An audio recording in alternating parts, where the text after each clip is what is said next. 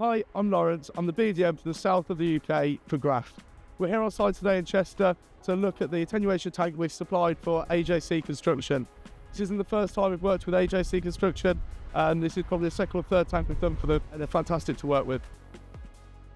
The attenuation tank that we're installing is for King's Motor Primary School. When we came through the area, you could see there was a lot of development and new homes going up, and so it makes sense that they'd want a primary school in the area and therefore an attenuation tank to service these areas.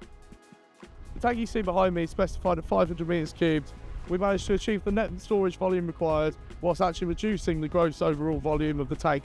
This enables less of an excavation to be dug and also less time spent on site and makes the tank more cost effective.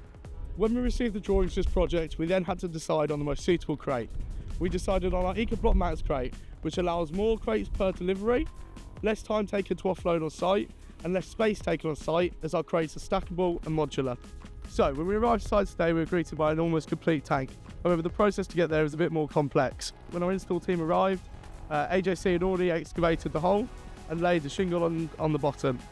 When our install team were then in the excavation, AJC would then offload the already delivered crates, base plates and end plates to them in the excavation.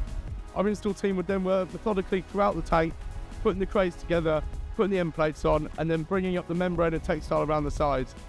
They would then cut the holes for the inlets and outlet pipes and any other vent pipes that were required.